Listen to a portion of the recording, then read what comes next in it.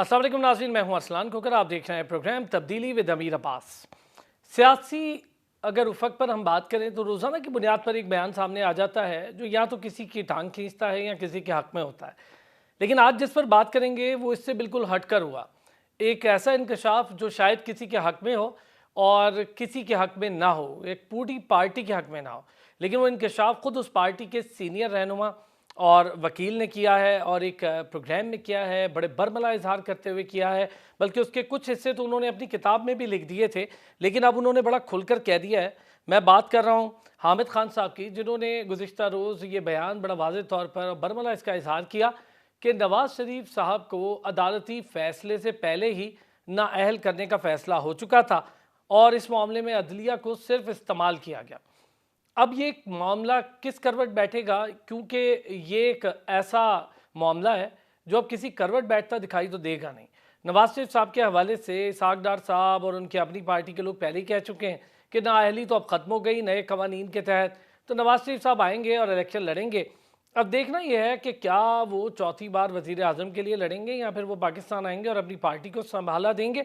और ये बयान जो तहरीक इंसाफ के सीनियर रहनुमा ने ख़ुद दिया है, ये पाकिस्तान तहरीक इंसाफ के लिए कितना बड़ा डैमेज साबित हो सकता है। और उन्होंने उसमें बहुत सारी चीज़ों का इजहार किया। जस्टिस वजीउद्दीन साहब जो सदारती कैंडिडेट थे तहरीक इंसाफ के, उनके हवाले से कि उन्होंने 4 नाम लिए, उन 4 नामों ने तहरीक इंसाफ को बड़ा नुकसान पहुंचाया। पहले कहा था, लेकिन चूँकि बानी तहरीक इंसाफ मानते नहीं थे तो उसका नुकसान पूरी की पूरी एक पार्टी को हुआ।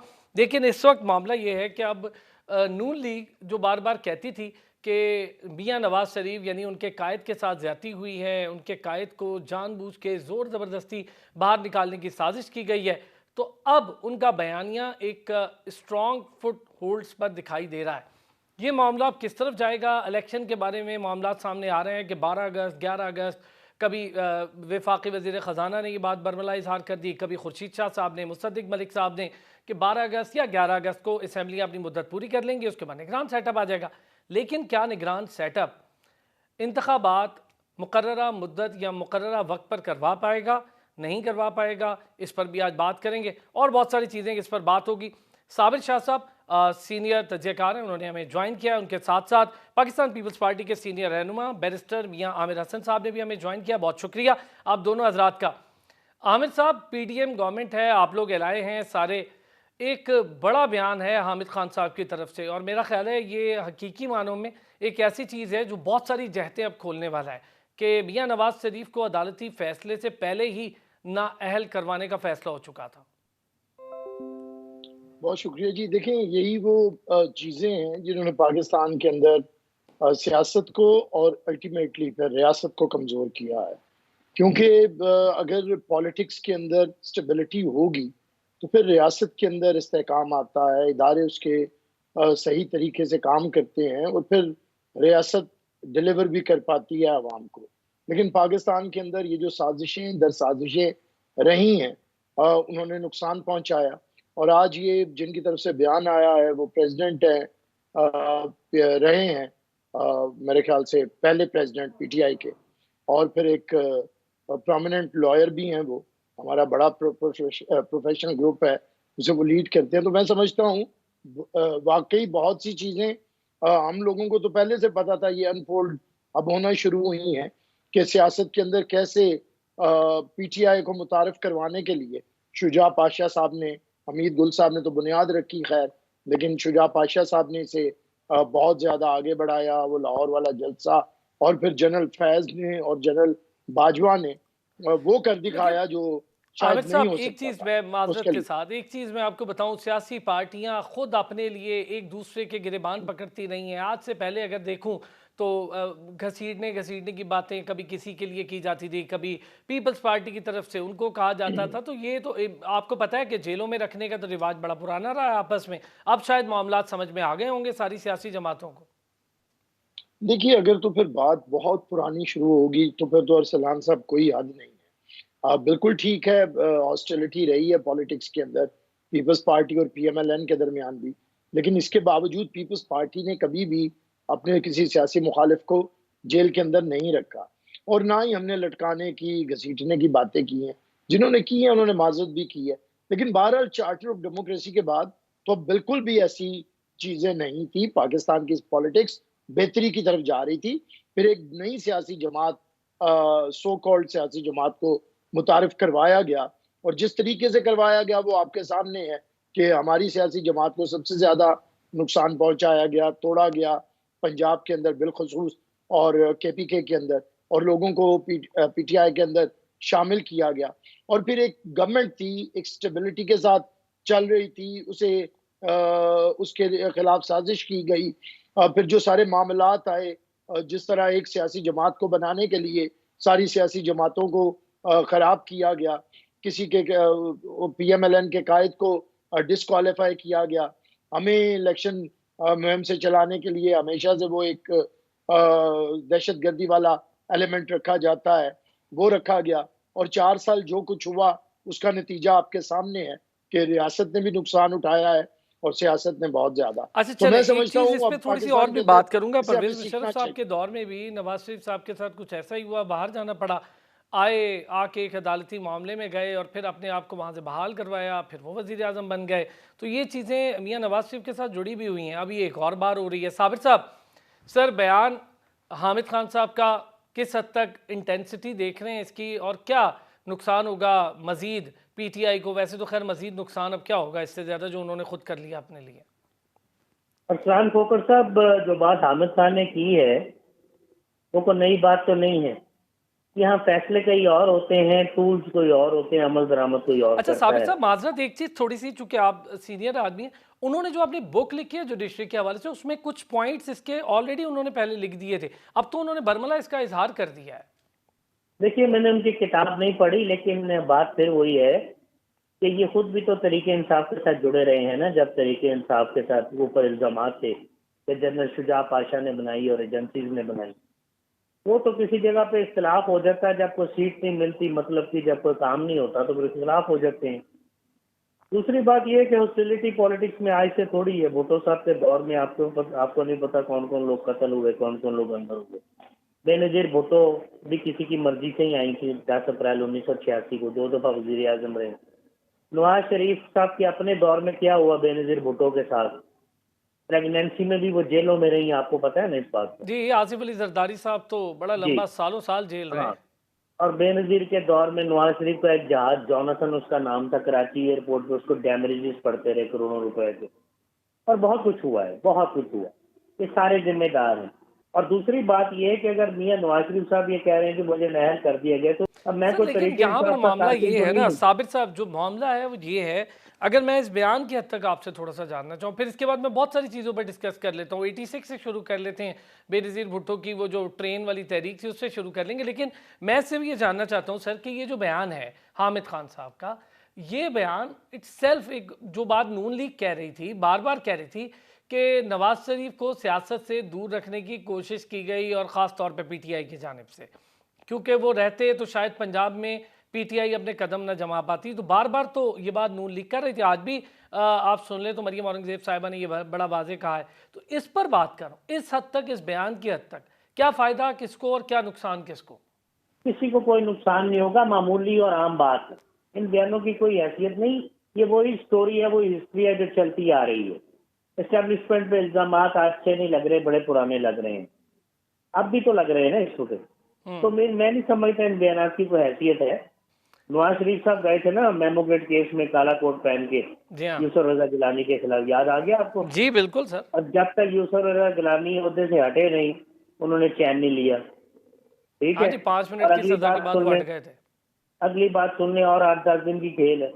निगरान वजीर आजम पे लड़ाई शुरू हो जाएगी। किसकी होगी? पीपल्स पार्टी और नून लीग की। आपका कि सारा को सीट एडजस्टमेंट करेंगे। अगर तो कोई 80% भी फ्री एंड फेयर इलेक्शन हुआ और पीटीआई को बैन न किया गया तो फिर ये तो सीट एडजस्टमेंट करेंगे, वरना दोस्ती खत्म हो जाएगी। हम करीब होने वाली है। ये पाकिस्तान क्रिकेट बोर्ड के चेयरमैन की तैनाती के ऊपर ही रफड़ पड़ा हुआ है। क्या ये मुत्तफिक होंगे किसी निगरान वजीर आजम के नाम पे? सवाल ही पैदा नहीं होता। क्या कहते हैं बैरिस्टर साहब? देखिए, मुझे साबिर शाह साहब के उनका अपना एक सोच है, उन्होंने हक है, लेकिन मैं समझता हूँ कि उन्होंने जो तज्जिया किया है, ठीक है। लोगों को कई दफ़ा एक तरफा बात, स्वीपिंग स्टेटमेंट पाकिस्तान में आदत है दे देना, और किसी की तजलील में करना, सियासतदान तो खैर है ही सॉफ्ट टारगेट, और ये सबसे पॉपुलर तरीका है कि सारे चोर हैं, सारे बुरे हैं, सबको आर्मी, ये एक तरीकाकार है, इससे आपको जरा पता चलता है कि आप बड़े मोतबर हैं, लेकिन मैं नहीं समझता ऐसे होता है। तारीख का अपना जज करने का तरीकाकार है, किसी की स्टेटमेंट के तहत तो तारीख चलती नहीं है। इन्होंने कहाँ से बयान शुरू किया, भुट्टो साहब तक ले गए बात, मेरे ख्याल से बहुत सारी चीजें तो इतनी दफा क्लैरिफाई हुई हैं, उन्हें कहना नहीं चाहिए। डैडी का कब का हमें नहीं पता, लेकिन बहरहाल अगर ये जैसे भी कहते हैं, उसके बावजूद उसी अयूब के खिलाफ जद्दोजहद करके जुल्फिकार अली भुट्टो ने उन्हें बाहर निकाला और फिर एक सियासी जमात की बुनियाद रखी। पाकिस्तान पीपल्स पार्टी पे कभी ये दाग नहीं है कि हम किसी डिक्टेटर के साथ आए हैं, कभी भी। जब से पीपल्स पार्टी बनी है 1967 से, हम किसी डिक्टेटर के साथ नहीं आए। हाँ, हमने अयूब के खिलाफ जद्दोजहद की है, हमने याहिया के खिलाफ जद्दोजहद की है, हमने जिया के खिलाफ जद्दोजहद की है, हमने मुशर्रफ के खिलाफ जद्दोजहद की है, और इस पे हमने जाने दी हैं। इससे बढ़ के तो अब किसी को एतमाद दिलाने की जरूरत नहीं होती है कि अगर जुल्फिकार अली भुट्टो ने अगर किसी अयूब खान के साथ कैबिनेट में टाइम गुजारा, उसे चैलेंज किया और फिर यार फांसी भी चढ़ा दिया, कैसे माफी देंगे? मुझे बता दें कैसे? तारीख तो कर चुकी, अब किसी की जात माफ नहीं करती किसी बुगज में, तो उसकी मर्जी है। मोहतरमा कब साजबाज करके आई हैं, किसके साथ साजबाज करके आई हैं? मोहतरमा 84 तक यहाँ पे जेल में रही, उसके बाद इलाज के लिए 1.5 से 2 साल बाहर रही, फिर आई और मुसलसल जदोजहद 30 साल आखिर तक, जिसे लोगों ने एनआरओ कहा, वो ये एनआरओ था कि मैं अपनी जान देने के लिए पाकिस्तान जा रही हूँ। और फिर जब किसी की आंखें अगर बंद थी तो 18 अक्टूबर को देख लिया था लोगों ने कि किस तरह सैकड़ों लोगों को शहीद किया गया, मोहतरमा फिर भी नहीं भागी। तो मैं समझता हूं अगर आप सारों को एक पलड़े में, तो फिर तो ये फिर आपकी जात का कोई नक्स हो सकता है। इसमें मेरा ख्याल है तारीख तो जिस तरफ खड़ी है वो उस तरफ खड़ी है। अब आप किसी को बेल आउट करने के लिए या किसी की हमदर्दी में कि अगर इलेक्शन कराए जाए तो वो जीतेगा, क्यों जीतेगा जी? अब उसके पास सारे इलेक्टेबल्स नहीं है, अब उसे सपोर्ट नहीं है, जिन हकों से उसे सपोर्ट थी वो खत्म हो गई है। और अगर 2018 में भी उसे इस तरह लोग सारे इलेक्टेबल्स ना दिए जाते तो वो ना जीतता 2013 में जैसे वो हारा था। तो मैं समझता हूँ ये अहमी बातें हैं, सर किसी सर को वो चढ़ा दिया हुआ है बहुत ज्यादा। इलेक्टिबल्स जो थे जब वो तो फिर तहरीक इस्तेहकाम पाकिस्तान पार्टी में चले गए ना, एक नई पार्टी बन गई, जहाज उड़ा था पहले भी, जहाज अब भी उड़ा है। वापस आते हैं एक छोटे से ब्रेक के साथ और दोनों हजरात हमारे साथ मौजूद है। ज़रा बात करूंगा अब टेक्निकली इस हवाले से कि अगर 11 अगस्त या 12 अगस्त जिसका भी जिक्र किया जा रहा है, अगर असम्बलियाँ अपनी मुद्दत ख़त्म कर लेती हैं वक्त पर और फिर उसके बाद निगरान सेटअप आता है, तो इलेक्शन आगे कैसे होगा, क्या उसका मामला बनेगा? क्योंकि एक तरफ तो पंजाब हुकूमत और एक तरफ अभी केपी की हुकूमत, दोनों निगरान सेटअप अपनी जगह पर मौजूद हैं। यहाँ पर तो कोई इंतखाबात होते दिखाई नहीं दिए, तो आगे कैसे होंगे? वापस आते हैं ब्रेक से, इस पर बात करेंगे।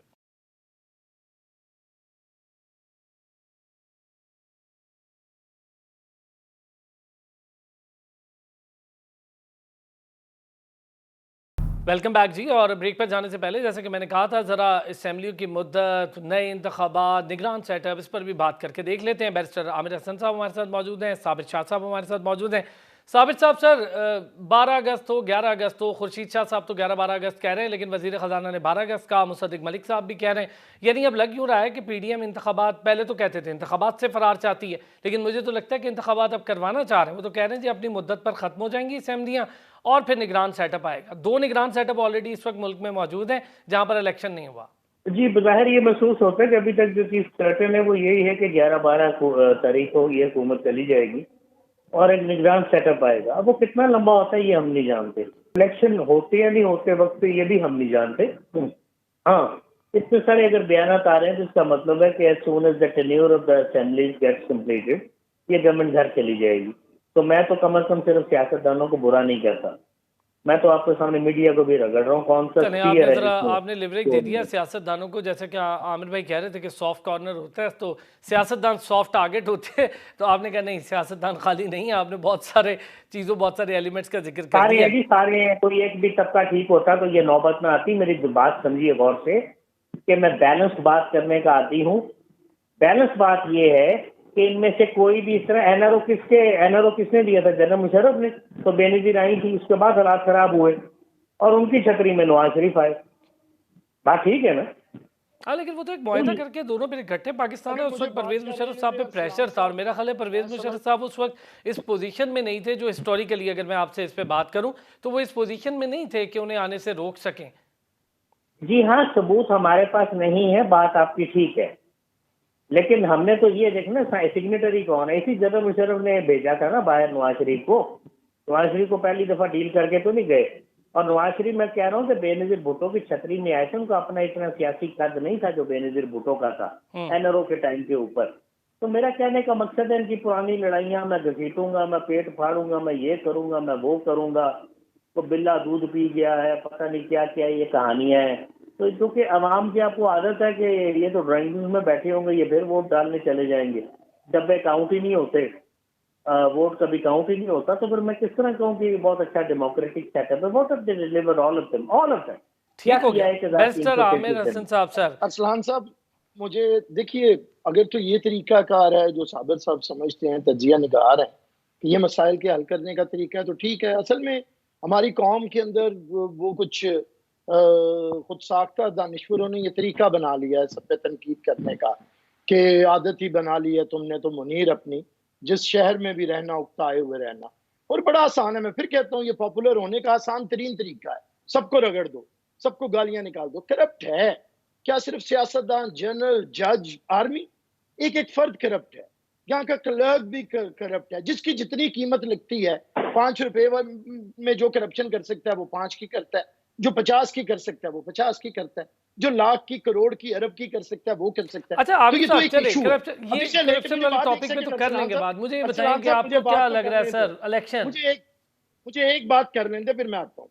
मैं समझता हूँ कि अगर तो ये मसाइल का हल है, अब इस तरह उन्होंने जिस तरह की बातें शुरू कर दी हैं, तानाजनी, उसने उसे बिल्ला कहा, उसने उसे ये कहा, अरे भाई हो चुका, इसमें माजरतें भी हो चुकी। एक घर में लड़ाई होती है मियाँ बीवी की, बड़ी बड़ी बातें हो जाती हैं, क्या रहना अलग कर देते हैं, भाइयों की हो जाती है।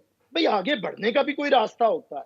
हमने तो इमरान खान को भी रास्ता दिखाया था और कि यार आए आगे बैठे बढ़े भी तो गुफ्तगू सही करें। ना, कुछ करें भी सियासत तो में सही ना, यार 75 साल हो मुखालिफिन गए। होते हैं, सर आगे बढ़ते आगे दुश्मनियां नहीं साबिर साहब, बढ़ते होती भी पीडीएम नहीं, बन गई ना। सियासत के अंदर। बिल्कुल बढ़े, बिल्कुल। आगे मैं तो बढ़ते भी बढ़ना नहीं। चाहता हूँ।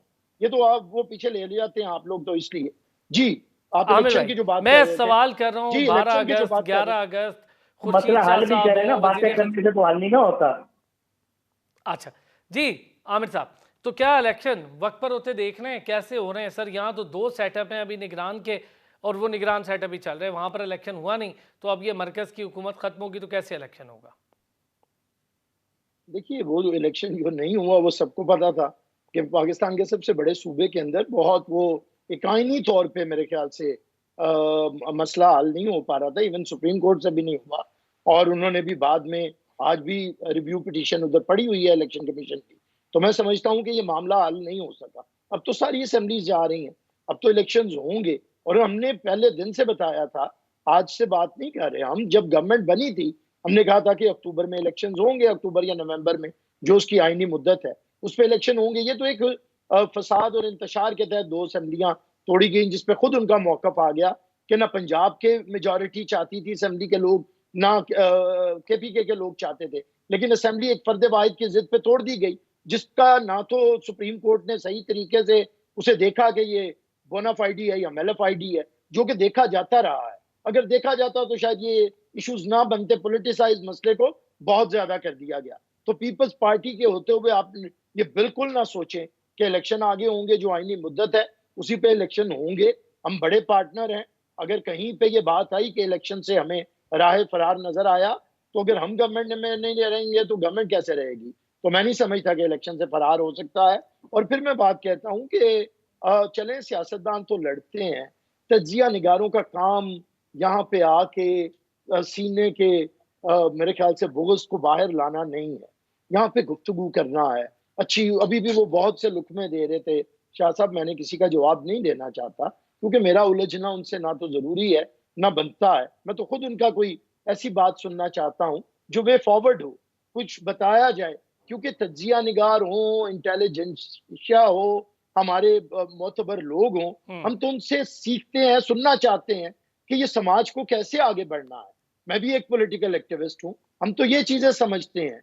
ये तो नहीं है तूने फलाने वक्त फलाने को गाली दी थी, उसने उसको गाली दी थी, तो अब क्या चले गले ये काट पुरानी दें दोनों बातें के? हो गई, लेकिन भाई एक हिस्सा चीज है, है। पॉलिटिक्स में रहना पड़ेगा, बर्दाश्त करना पड़ेगा। चले, बहुत बहुत शुक्रिया, बहुत शुक्रिया। बैरिस्टर आमिर हसन साहब और साबिर शाह साहब हमारे साथ मौजूद थे। इत्तेहाद बनते और टूटते रहे। हिस्टोरिकली आईजेआई का इत्तेहाद हो, एमएमए का इत्तेहाद हो, पीडीएम चल रही है इसका इत्तेहाद हो, ये इत्तेहाद बनते हैं और इलेक्शन के वक्त टूट जाते हैं। हमने बहुत दफ़ा ये देखा। इस बार क्या होने जा रहा है इस पर तो बात करते ही रहेंगे, लेकिन फिल वक्त की बात यह है कि इस वक्त सियासी जमातों के लिए बड़ा मसला है आइनी मुद्दत ख़त्म होने और उसके बाद आइनी तरीके से इलेक्शन करवाने का। एक ब्रेक लेते हैं, ब्रेक से वापस आएंगे तो दीगर मामलात हैं ज़रा क्राइम से जुड़े हैं। क्राइम रेशो बढ़ रहा है, कराची में मुख्तलिफ वारदातें बहुत तेज़ी से जन्म ले रही हैं। इन वारदातों की रोकथाम के लिए इतने लंबे अरसे से कुछ हो रहा है या नहीं हो रहा, इस पर भी बात करते हैं। और अगर कुछ हो सकता है, चूँकि कराची बहुत बड़ा शहर है, उसको कंट्रोल करना कोई आसान मामला नहीं है, तो उसके लिए एक मजबूत पॉलिसी की ज़रूरत है। वापस आते हैं ब्रेक से, इस पर बात करते हैं।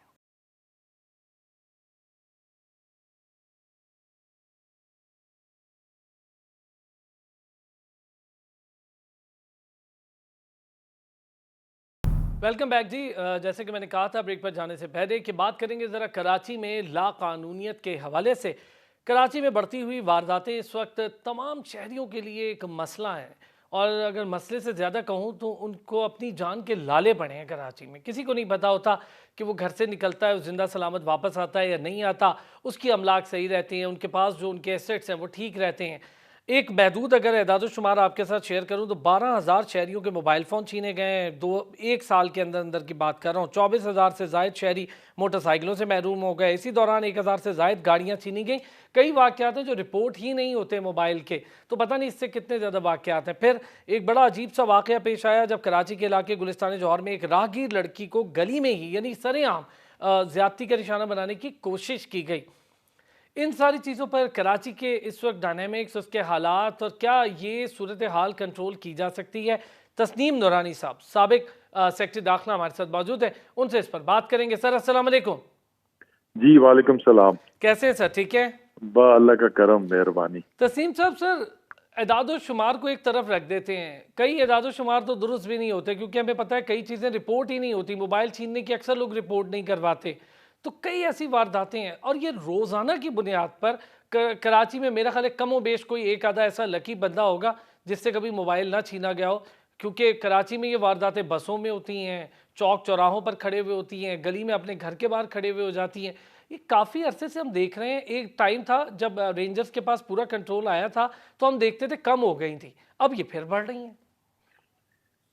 देखिए, स्ट्रीट क्राइम एक बड़ी पुरानी और बड़ी कंसिस्टेंट मर्ज है, स्पेशली कराची के शहर के साथ जुड़ी हुई है।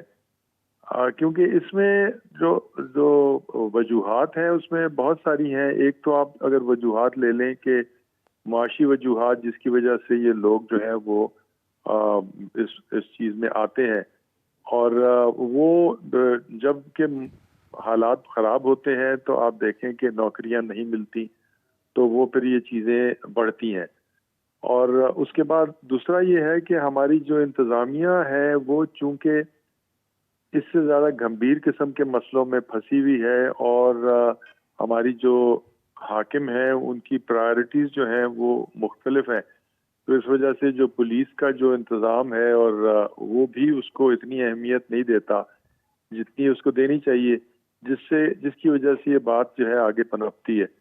और ये चीज़ तो कांस्टेंट रहती है सारा साल, मगर कई इलाकों में कई वक्तों में बढ़ती है, कम होती है। तो इस पे दोनों तरफ आपको देखना पड़ेगा इस मसले के लिए। एक तो अच्छा सर, वजूहात को जैसे कम करना हम कह पड़ेगा। लें कि अगर वो इलाके जो ज़रा साइट एरियाज कहलाते हैं, मुख्तलिफ सेंट्रल को ज़रा छोड़, सेंट्रल में भी बहुत ज़्यादा कुछ हो रहा है, चाहे गुलिस्तान जौहर हो, गुलशन इकबाल हो, शाहराह फैसल मेन रोड है उसके ऊपर हो रहा है। ये जो सीसीटीवी कैमराज लग रहे हैं सब जगह, इसका कितना फ़ायदा हो रहा है? क्या इससे तो कोई कमी है? मुझे तो नहीं दिख रही, बल्कि उसके सामने ही अक्सर हम देख रहे हैं सीसीटीवी फुटेज भी नज़र आ रही होती है मुख्तलिफ चैनल्स पर या न्यूज़ बुलेटिन्स में, आपने भी देखा होगा। देखिए, सीसीटीवी कैमरा जो है वो तो एक यानी आपको एक औजार मिल गया ना इस्तेमाल करने के लिए, मगर औजार के साथ आपको फिर भी कुछ मेहनत तो करनी पड़ती है ना उस चीज़ को पकड़ने के लिए। तो एक तो ये है कि बहुत सारे सीसीटीवी कैमरास जो हैं हमारे सब क्वालिटी के लगे हुए, पुअर क्वालिटी के लगे हुए, जो एक्चुअली कैप्चर नहीं करते उस तफसील से चीज़ों को। और फिर यह है कि बहुत सारे इनके ख़राब होते हैं।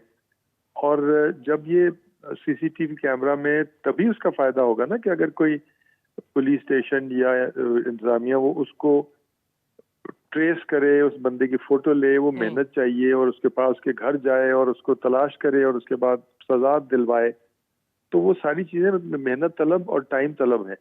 मसला ये है कि हमारी पुलिस जो है उसको इस्तेमाल इस तरह किया जाता है, या खुद जो है वो सर अगर मैं एक चीज़ डिसिप्लिन की आपसे वजह पूछूं से। ऑन रियलिटी बेसिस, तस्नीम साहब की कैपेसिटी बिल्डिंग की ज़रूरत है पुलिस की? नहीं, कैपेसिटी बिल्डिंग की जरूरत से ज्यादा मैं समझता हूँ कि प्रायोरिटी की जरूरत है। देखिए, कैपेसिटी बिल्डिंग जो है वो तो ये है कि आपको पता लग गया, अब आपने ट्रेस उसको कैसे करना है। जब ट्रेस हो भी जाए तो पुलिस इंतजामिया को भी पता है कि शायद उसको सजा दिलवाते हुए उसको आप गिरफ्तार करेंगे, उसको थाने में रखेंगे, उसकी कागजी कार्रवाई करेंगे, उसको पुलिस में भेजेंगे, फिर उसके बाद उसको मैजिस्ट्रेट के सामने पेश करेंगे। समरी ट्रायल्स का सिस्टम किसी जमाने में हुआ करता था, मैं समझता हूँ बहुत कम है इस किस्म के क्राइम के लिए। तो समरी ट्रायल्स जो है वो बहुत इस्तेमाल होने चाहिए, जिसमें क्विक जस्टिस मिलती है। मगर मोर इम्पोर्टेंट देन दैट, जो एक बंदा यानी जो सोर्स है वो वहां पर भी काम होना चाहिए कि भाई किन ग्रुप्स में से आ रहे हैं, वो ग्रुप जो है उसको तय तक पहुंचा जाए, उसके लिए टाइम चाहिए, उसके लिए मेहनत चाहिए। अब देखिए, एक तो ये है कि प्यूरिटिव एक्शन, यानी अगर क्रिमिनल को ये पता होगा कि मैं अगर पकड़ा गया, 10 में से 1 चांस भी है अगर मैं पकड़ा गया तो फिर मेरी खिलाफ बहुत सख्त कार्रवाई होगी, वो उस किस्म की कोई चीज नहीं है। हाँ सर, नंबर 2, जमानतें हो जाती हैं, वो छूट जाते हैं, केस लंबा लंबा अरसा अदालतों में पड़े रहते हैं, उनकी वो हियरिंग का टाइम ही नहीं लगता, तो इस सिस्टम को भी ठीक करने की ज़रूरत है। ये बात आपकी दुरुस्त है। जी हाँ, तो उसमें फिर ये होता है कि उनको ये भी पता होता है कि वो पैसे दे के निकल भी जाने के चांसेस उसके अच्छे होते हैं, कि सपोजिंग वो फंस ही गए तो उनको पता है कि इस केस में तो शायद पुलिस इतनी अहमियत न दे, उसको पैसे दे दिए तो शायद उसने छोड़ दिया। तो 1/10 में से 1 दफा उसको जो पकड़े जाने का अंदेशा है, उसमें भी उसको पता है कि मैंने क्या होगा मेरे साथ ज्यादा से ज्यादा। एट बेस्ट मैं शायद 2-4 घंटे 2-3 दिन पुलिस थाने में रह जाऊंगा, उसके बाद फिर मुझे I can go back to the street. So इसमें it has to be a priority of the district of the इलाके की जो प्रायोरिटी है। फिर ये है कि मैजिस्ट्रेसी जो है जिसने सजा देनी है वो कितनी कोऑपरेटिव है पुलिस से। पुलिस थ्योरेटिकली अब सजा तो नहीं दे सकती सिवाय पुलिस मुकाबले के, तो वो अगर कोऑपरेटिव नहीं होती तो पुलिस वाले भी बददिल हो जाते हैं। वो कहते हैं यार अगर हमने पकड़ भी लिया तो इसके खिलाफ तो कोई कार्रवाई होनी नहीं, इसकी तो बेल मिल जाएगी या इसके जो हो जाएगा तो वो भी फिर इतने। तो क्योंकि इसकी नौइयत अलावा उन केसेस के जिसमें कि वो फिजिकली हार्म करते हैं बंदों को, जब वो मुजाहमत करते हैं, वो केस जो है वो उनके गले पड़ जाते हैं पुलिस वालों के, कि वो शोर पड़ता है, फिर उनको FIR दर्ज करनी पड़ती, फिर उनको जवाब देना पड़ता है बाला अफसरों को। उसके अलावा केसेस जो हैं वो तो एक